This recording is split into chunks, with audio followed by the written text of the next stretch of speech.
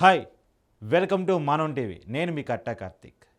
కేటీఆర్ గారు, హరీష్ రావు గారు కొత్త రోల్లో జీవిస్తున్నారని చెప్పాలి. వాళ్ళది ఇప్పుడు మొన్నటిదాకా మంత్రులుగా ఉన్నారు, ఇప్పుడు అపోజిషన్ రోల్లో వాళ్ళు ఉన్నారు. కేటీఆర్ గారు, హరీష్ రావు గారు నిన్న పోటీ పడి స్టేట్మెంట్ ఇచ్చారు. అంటే ఒక్క పదవి కోసం ఇద్దరు కొట్టుకుంటున్నారు కదా, నేను హీరోనా అని కొట్టుకుంటున్నారు కదా. సో అంతే పోటీలో స్టేట్మెంట్ కూడా ఇచ్చారు. ఫస్ట్ కేటీఆర్ గారు ఇచ్చిన స్టేట్మెంట్ చూద్దాం.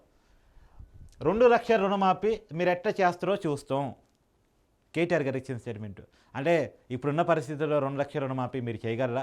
ఏదో ఎన్నికల్లో అధికారంలో రావడం కోసం విచ్చలవిడిగా హామీలు ఇచ్చారు, ఇప్పుడు అమలు చేసే పరిస్థితి లేక ఏదేదో మాట్లాడుతున్నారు, అప్పుల గురించి మాట్లాడుతున్నారు, లేదో శ్వేతపత్రాలు అన్నారు, అదంటున్నారు, ఇదంటున్నారు. మీరు 2 లక్షల రుణమాఫీ ఎలా చేస్తారో చూస్తాం అని చెప్పేసి కేటీఆర్ గారు ఇచ్చిన స్టేట్మెంట్ ఇవాళ అన్ని పేపర్లో మనకు మెయిన్గా కనపడుతుంది. సరే, నేను అడుగుతున్నా కేటీఆర్ గారు, సరే 2 లక్షల రుణమాఫీ ఎలా చేస్తారో మీరు చూస్తారో మేము చూద్దాం. చేయకపోతే అడుగుదాం కూడా. ఎందుకంటే ఎన్నికల ముందు ప్రజలకు హామీ ఇచ్చి అధికారం వచ్చిన తర్వాత మర్చిపోవడం అనేది తప్పు. కానీ ఆ మాట అనే హక్కు మీకుందా? ఎందుకంటే ₹1,00,000 రుణమాఫీ చేస్తామని హామీ ఇచ్చారు మీరు. కానీ ₹1,00,000 రుణమాఫీ మీరు పోయినసారి 2018 ఎన్నికల్లో హామీ ఇచ్చి అధికారులకు వచ్చిన తర్వాత మర్చిపోయారు. విడతల వారీగా చేస్తామన్నారు. సరే, అది విడతల వారీగానే చేస్తారేమో అనుకున్నాం. కానీ చివరి అధికారం వచ్చే ముందు అదిగో రుణమాఫీ, ఇది డబ్బులు పడుతున్నాయి, అదిగో డబ్బులు పడుతున్నాయి అన్నారు. కానీ ₹1,00,000 రుణమాఫీ పోయిన 5 సంవత్సరాల కాలంలో మీరు ఎందుకు చేయలేదు? ₹1,00,000 రుణమాఫీ చేయని మీకు కాంగ్రెస్ ఇచ్చిన 2 లక్షల రుణమాఫీ గురించి అడిగాకు ఏ మేరకు ఉంటుంది? ఇంకో కుట్ర కూడా చెప్తాను మీకు. యాక్చువల్గా రైతు బంధు డబ్బులు వేస్తున్నాం ఎన్నికల ముందు 2 రోజుల ముందు అని చెప్పేసి ఫస్ట్ చెప్పారు కదా. వాస్తవానికి కాంగ్రెస్ ఫిర్యాదు ఇచ్చిన మాట వాస్తవం. ఎన్నికల ముందు ఓట్లు కొనుక్కునే దానికోసం రైతు బంధు పథకాన్ని వాడుకోబోతున్నారని కాంగ్రెస్ ఫిర్యాదు ఇచ్చిన మాట వాస్తవం. అయినప్పటికీ కూడా ఎన్నికల కమిషన్ పర్మిషన్ ఇచ్చింది. పర్మిషన్ ఇచ్చిన తర్వాత ఎప్పుడైతే వాళ్ళ బీఆర్ఎస్ పార్టీకి అర్థమైందో మనం ఓడిపోతున్నాం అన్న తర్వాత ఆ డబ్బుని కాంట్రాక్టర్కి ఇద్దాం, రైతు బంధు ఇవ్వద్దు అనుకున్నారు. సో దానికోసం కుట్ర చేశారు. ఏంటంటే హరీష్ రావు గారు కామెంట్ చేశారు, Rythu Bandhu tick tick tick అని మేము సెల్లో మెసేజ్ వస్తే మీరు పోయి బీఆర్ఎస్ పార్టీకి ఓటేసిరండి అని చెప్పేసి స్టేట్మెంట్ ఇచ్చారు. మరి ఆ స్టేట్మెంటు అధర్మం, అది ఎన్నికల కమిషన్ నిబంధనలకు విరుద్ధం వాళ్ళకి తెలియదు అంటే తెలిసే ఇచ్చారు. ఆ స్టేట్మెంట్ ఇవ్వగానే ఎన్నికల కమిషన్ రైతు బంధు ఇవ్వడానికి లేదని చెప్పేసి వెంటనే కంట్రోలింగ్ పెట్టేసింది. ఆ డబ్బుల్ని పోలింగ్ జరిగిన మరుసటి రోజే వాళ్ళ కాంట్రాక్టర్లకి చెల్లింపుల కింద ఆ డబ్బులు పంచేశారు. ఇప్పుడు రైతు బంధు డబ్బుల కోసం కాంగ్రెస్లో ఎత్తుక్కుంటున్నారు. ఇప్పుడు రైతు బంధు పాత పద్ధతిలోనే వేస్తున్నారు. ఇప్పుడు ఆల్రెడీ స్టార్ట్ చేశారు. మంగళవారం నుంచి వేయమని సీఎం రేవంత్ రెడ్డి గారు అధికారులకి ఆదేశాలు ఇచ్చేశారు. సరే, ఉన్న రైతు బంధు డబ్బులని ఆగం చేసిన వాళ్ళు రైతు రుణమాఫీ గురించి మనకి మాట్లాడి కాంగ్రెస్ ప్రభుత్వాన్ని ప్రశ్నించే హక్కు వాళ్ళకి ఎక్కడ ఉంటుంది? పోయినసారి ఇంకోటి, కాంగ్రెస్ ఇచ్చిన హామీల గురించి మాట్లాడే ముందు వాళ్ళు ఇచ్చిన హామీలు ఏం అమలమైనవి కూడా చెప్పాలి కదా. ఇప్పుడు వాళ్ళు వస్తానికి ఉద్యోగాలు ఇస్తామన్నారు, ఇవ్వలేదు. ఉద్యోగం లేని వాళ్ళకి నిరుద్యోగ భృతి ఇస్తామన్నారు, ఇవ్వలేదు.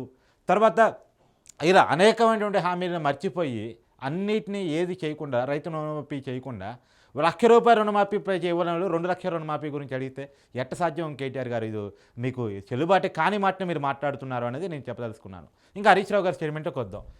హరీష్ రావు గారు ఏమంటారు? మేము తలుచుకుంటే మీరంతా జైల్లో ఉండేటోళ్ళు. ఏం సార్ జైల్లో ఉండేటోళ్ళు?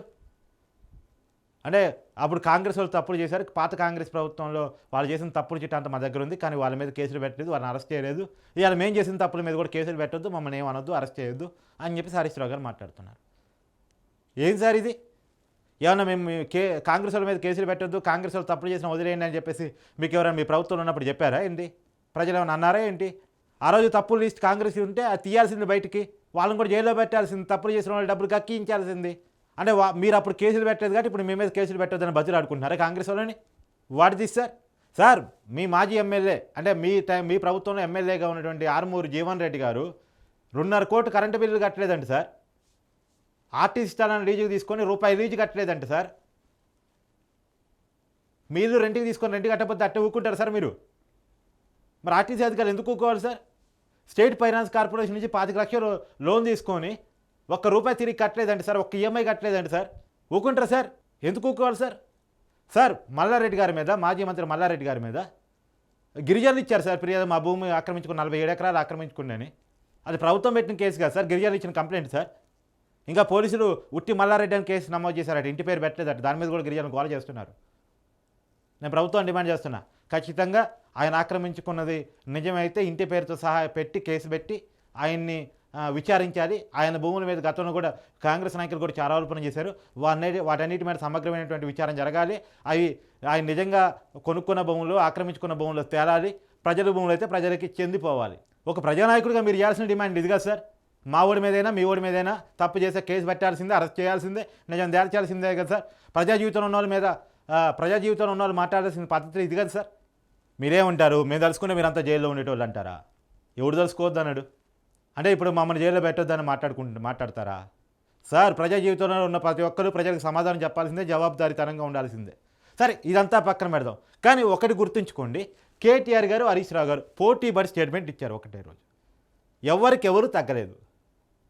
దీంట్లో ఉన్న కారణం ఏంటంటే ఎవరు ముందు హైలైట్ అయ్యి ఎవరు వెనకాల పడకుండా పోటీ పడి స్టేట్మెంట్ ఇస్తున్నారు. వాస్తవానికి హరీష్ రావు గారు అయితే ఒక అడుగు ముందే ఉన్నారు. అధికారంలో వచ్చిన 17వ తారీఖు ప్రమాణ స్వీకారం జరిగితే 19వ తారీఖు స్టేట్మెంట్ ఇచ్చేశారు. రైతు బంధు డబ్బులు పడలేదు, ప్రజలు వెయిట్ చేస్తున్నారని చెప్పేసి. రైతు బంధు డబ్బులన్నీ ఏమో కాంట్రాక్టులకు అప్పచెప్పుకున్నారు, రైతు బంధు డబ్బులు పడలేదని చెప్పేసి ప్రభుత్వాన్ని అడుగుతున్నారు. ఏంటి సార్ ఇది? కాబట్టి నేనేమంటానంటే విమర్శలు చేయండి. కేసీఆర్ గారు అన్నారు 4 నెలలు టైం ఇద్దామని చెప్పేసి అన్నారు, కానీ 4 నెలలు టైం ఇవ్వకుండా నేను పోటీ పడుతున్నారు.